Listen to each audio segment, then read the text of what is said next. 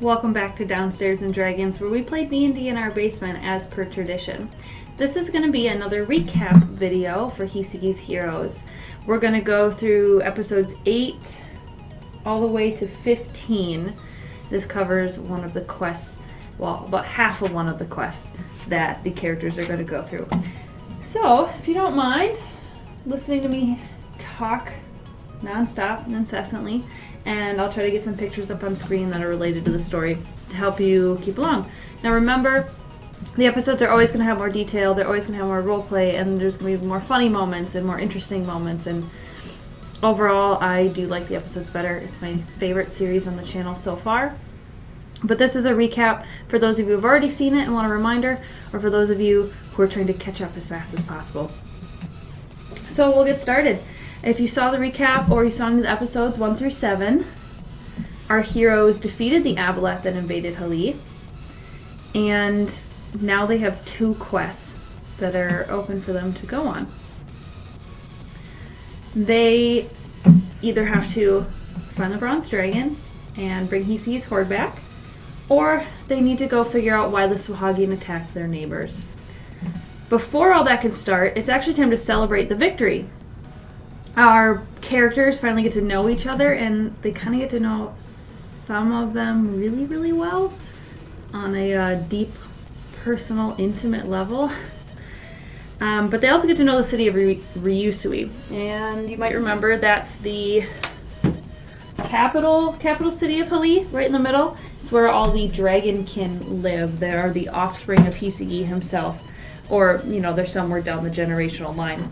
But these dragon turtle-like people, you start to learn that they definitely worship Hisugi as a celestial being, as a king, as a lord.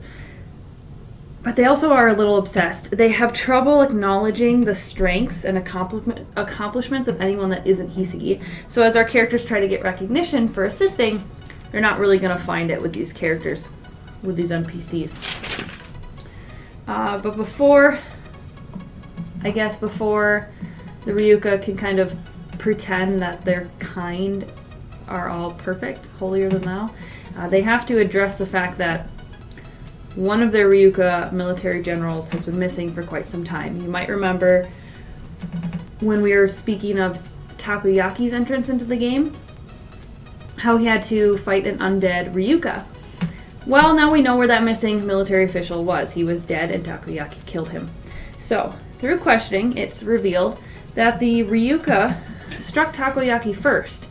He was angered by Takoyaki's ability to cheer people up, and Takoyaki's ability to get in the way of evil manipulation. The party was invited along to investigate the specific Ryuka's home, figure out why he attacked Takoyaki, if any of Takoyaki's claims are warranted.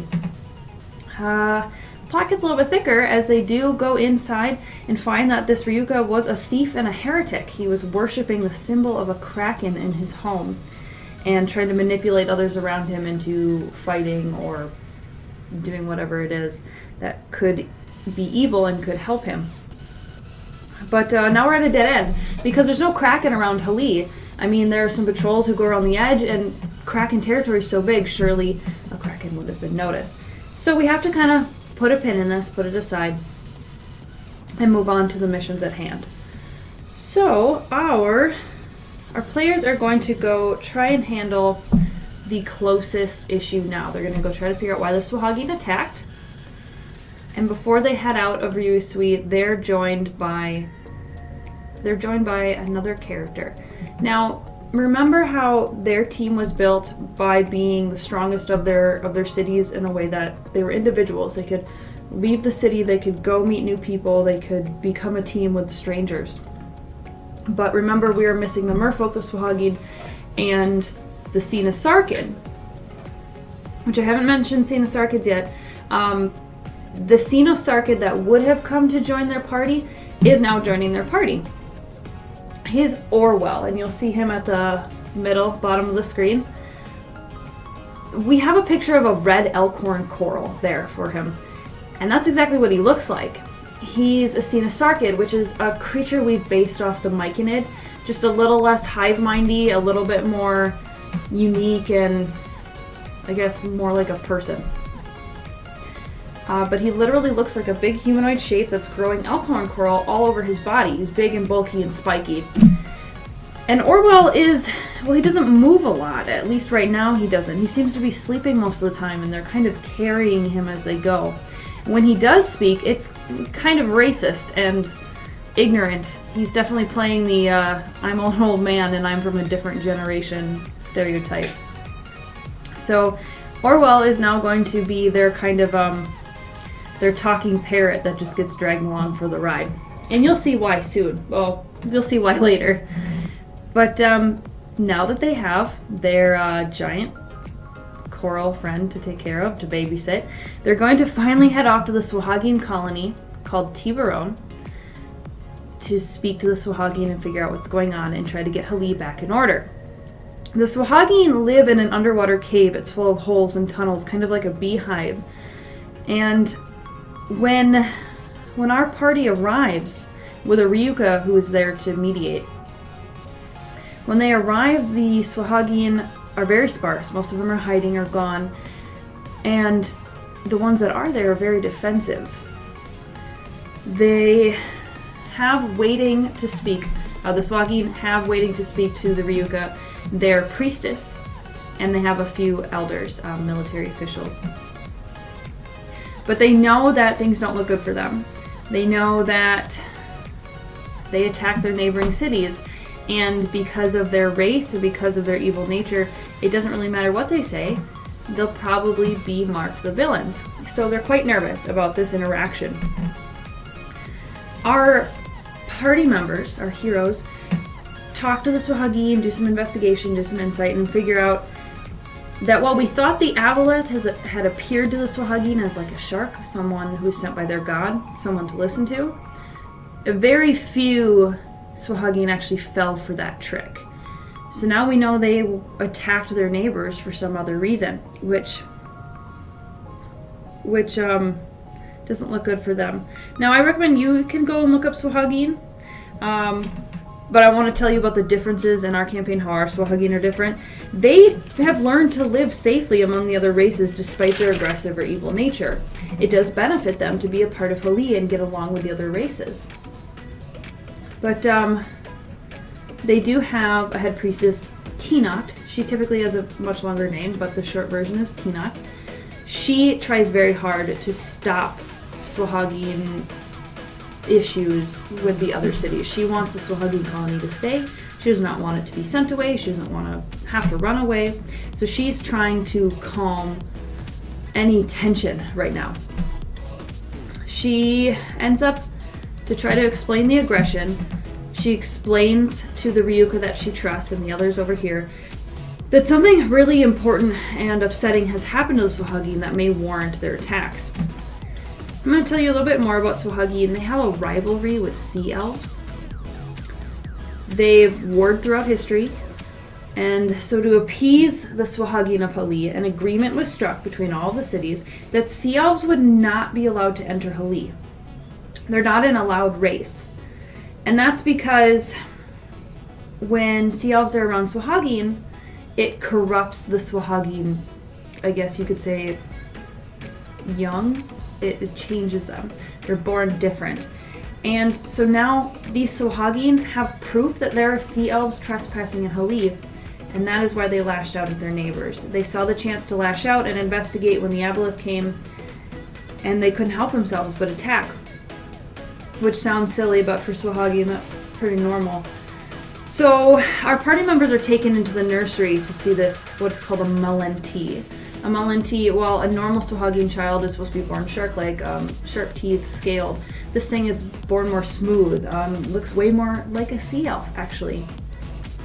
And the reason this was such a menace, this was such a disappointment to all of the elders, is the Swahagian look forward to the birth of a four-armed child. They usually grow up incredibly strong. Well, this birth that they had count down to, this one they were excited for, since it's a Melenti, it's even more of a disappointment. It's more stressful. So emotions are high, and the elders are lashing out. But the party is actually agreeing with the Swahagian here. That it seems like the party feels that the Swahagin were victims. And actually, I keep saying the word Swahagin, but I don't have a picture up for them. Of course I don't. So, let me throw them up. Here are the normal shark-like civilians. The priestess is going to be a little bit more clothed. She's going to have a staff. And then there's the four-arm variant, which you can find pictures of in the old D&D books, I believe. Might be some of the new ones.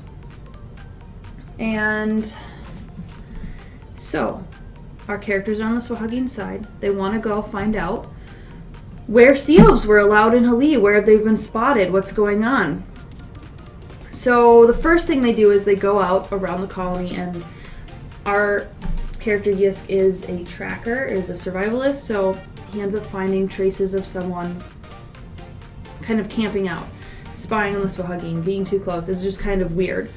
And the party tracks this north. They go north a few days, but they don't find a sea elf. Actually, they find a different race that we can go into here. They find Merrow, and these Merrow are also searching for the sea elves. Pretty coincidental. Now, if you don't know what a Merrow is, again, feel free to look. Ours is a little bit different. Merrow are corrupted merfolk. Now, sometimes it's believed that Merrow were corrupted thousands of years ago, and they just keep breeding, and that's how more Merrow are made. The way we did it is, if a merfolk is corrupted by evil influences, their body changes into a cursed, hideous being. And let me bring up that picture. I know I have it. There it is. So this is a Merrow. The party finds some Merrow and catch one of them to interrogate it. This Merrow ends up revealing that sea elves come into Hali every half century or so, which is really common and really, really not allowed. Which makes our party turn a 180. They take the Merrow with them, and they're going to go to the city of Glendower, where it said the sea elves visit every 50 years. So now we change locations again. I hope you're okay with keeping up. We're going to Glendower. Glendower is the city of merfolk, and I'm going to bring up a picture of a very specific merfolk we had in the story. So our merfolk are a little bit more fishy, a little less, I guess, humanoid, as you'd normally expect. But the merfolk differ from like the Swahagin because they care very much about art and song and dance and stories and many, many forms of pleasure. So the city of Glendower is very artistically built. It shines in the sunlight and glows in the moonlight, and you can usually hear music from any point in the city.